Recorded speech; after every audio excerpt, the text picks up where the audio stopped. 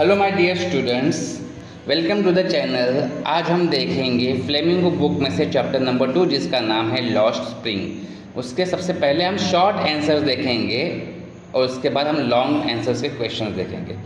तो first question है, what is Saheb looking for in the garbage dumps. है ना, साहेब है ना गार्बेज डंप में क्या ढूंढा करता था, क्या ढूंढता है। वेयर इज़ ही, वो कहाँ है। Where has he come from, वो कहाँ से आया है। Saheb is looking for gold, वो क्या ढूंढता है, गोल्ड। गोल्ड का मतलब होता है रुपी और कॉइन, है ना। ही इज़ सीमापुरी, वो कहाँ पे, he is in Seemapuri, Seemapuri जो दिल्ली का प्लेस है। साहेब हैज़ कम फ्रॉम बांग्लादेश, साहेब बांग्लादेश से आया था। कब आया था, 1971 में अपने मदर के साथ, अपने माँ के साथ आया था।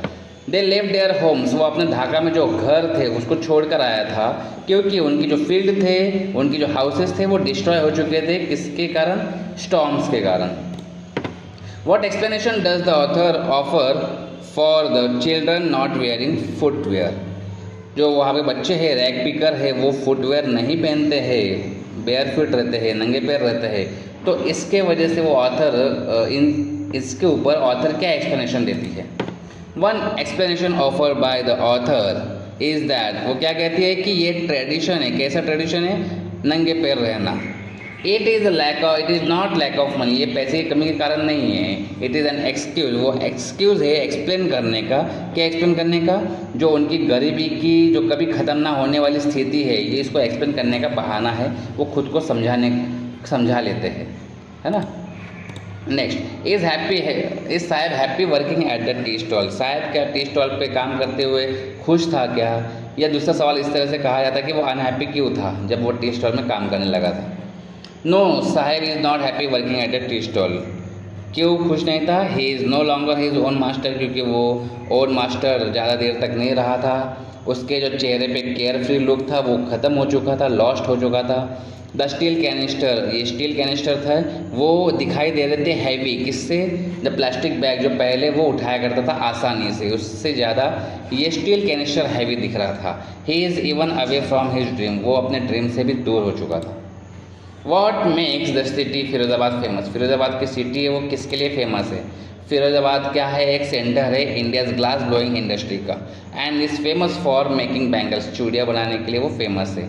एवरी अदर फैमिली फिरोज़ाबाद, हर दूसरी फैमिली फिरोज़ाबाद में एंगेज है मेकिंग बैंगल्स, चूड़ियाँ बनाने में एंगेज है।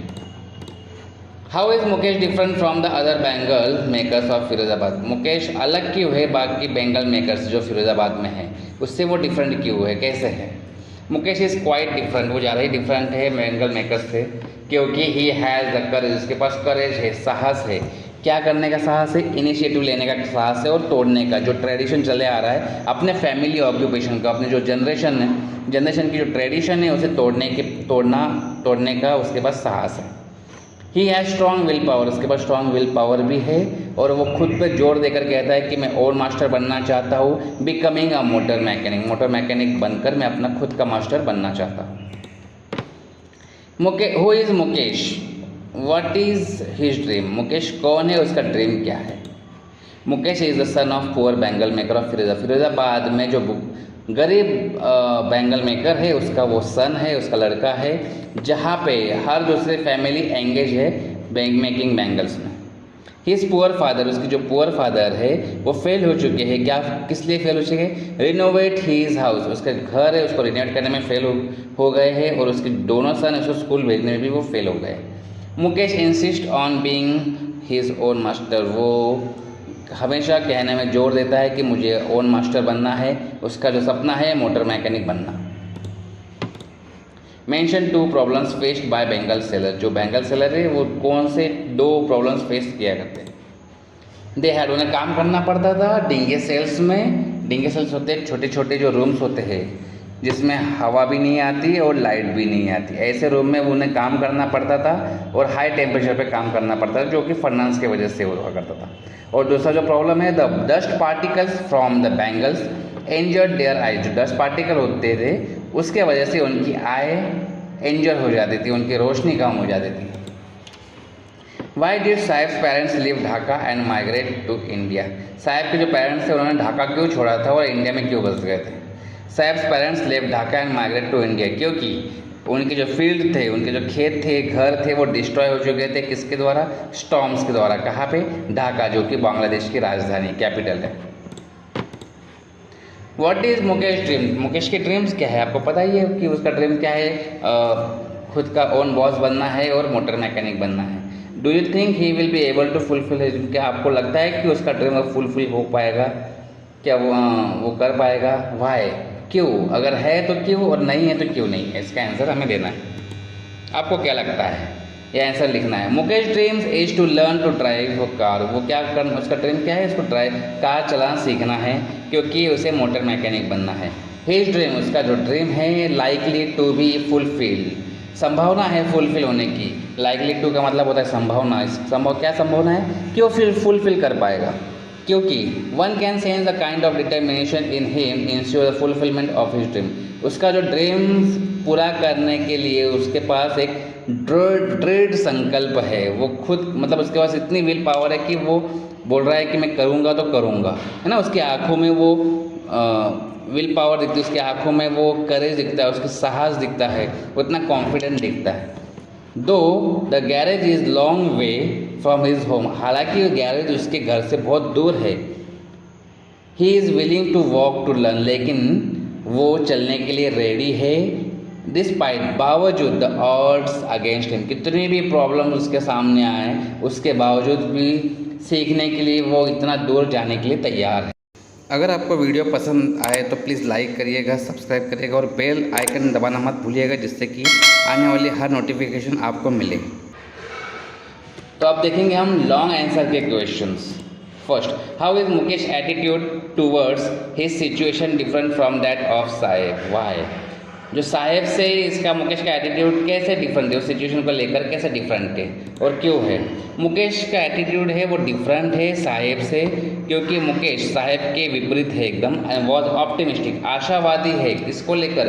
किसके बारे में? ब्राइट फ्यूचर के बारे में वो आशावादी है। साहेब, ओके, यहाँ पे आय का ई कर देना। साहेब वॉज इनडिसिजिव, वो डिसीजन नहीं ले पाता सही से। And had only simple dream, उसके पास क्या है? एकदम सिंपल ड्रीम है। हाउएवर, तथापि, मगर, Mukesh had a definite dream, Mukesh के पास क्या है? एक निश्चित ड्रीम है, एक पक्का ड्रीम है उसके पास। क्या बनने का? Auto mechanic. And he was determined to make that dream a reality, dream को एक रियलिटी में लाने के लिए उसके पास एक दृढ़ संकल्प है। How is Mukesh attitude towards his situation different from that his family? अब यहाँ पे देखा था मुकेश का एटीट्यूड साहेब से कैसा डिफरेंट है। अब यहाँ पे देखना मुकेश का एटीट्यूड अपनी सिचुएशन को लेकर उसके फैमिली से कैसा डिफरेंट है। दोनों क्वेश्चंस अलग अलग है ना, तो दोनों को मैच नहीं करना है। ये साहेब के ऊपर है, साहेब से कंपैरिजन किया है, यहाँ पे इसकी फैमिली से कंपैरिजन किया है। Answer, everyone is Mukesh family works in bangle making industry. Mukesh की फैमिली में हर कोई बैंगल मेकिंग इंडस्ट्री में काम करता है। They have been doing this for generation, वो क्या है? उनकी जनरेशन से ही ये काम करते आ रहे हैं। But Mukesh has different attitude, लेकिन मुकेश के पास डिफरेंट एटीट्यूड है, अलग एटीट्यूड है उसके मैटर में। Instead of working in glass industry, glass industry में काम करने के बजाय ही वॉन्ट्स, वो क्या बनना चाहता है? वो एक मोटर मैकेनिक बनना चाहता है। What forces conspire to keep the workers in the bangle industry of the Firozabad in poverty? गरीबी में जो फिरोज़ाबाद में जो बैंगल मेकिंग की इंडस्ट्री है उसमें जो काम करने वाले वर्कर्स है उसके ऊपर क्या फोर्सेस किए जाते हैं? कौन से उनके ऊपर जोर दिया जाता है? Certain forces conspire to keep the workers in Bengal industry of Firozabad. ऐसे कौन से फोर्सेस है, क्या उन पे जोर दिया जाता है, कौन से बर्डन दिए जाते हैं, इसमें कौन कौन शामिल है ये लिखना है। उनमें कौन कौन है? मनी लेंडर जो साहूकार होते हैं, the middle man, the police man, the keepers of law कानून के रखवाले, द ब्यूरोक्रेट्स जो बड़े जो ऑफिशियल लोग होते हैं, एंड पॉलिटिशियंस, इन लोग इसमें इंक्लूड है। Together they impose a heavy burden on child, छोटे बच्चों पर है ना हैवी बर्डन इन लोग एक साथ मिलकर डाल देते, तो उनकी वजह से क्या होता है कि वो निकाल नहीं पाते और उन्हीं बोझ के उनकी चंगुल में वो फंस जाते हैं और उनके बोझ के अंदर वो दब जाते हैं। इसलिए वो उनका जो जनरेशन है वो एक ही काम करते आ रहा है और कुछ दूसरा करने के लिए उनके पास कोई करेज नहीं। लेकिन ये करेज था उस मुकेश के पास, इसलिए उसका एटीट्यूड डिफरेंट था। वो लगता था कि वो अपना ड्रीम पूरा कर पाएगा। क्लियर? आशा है कि आपको ये क्वेश्चन आंसर समझ में आए होंगे। Thank you.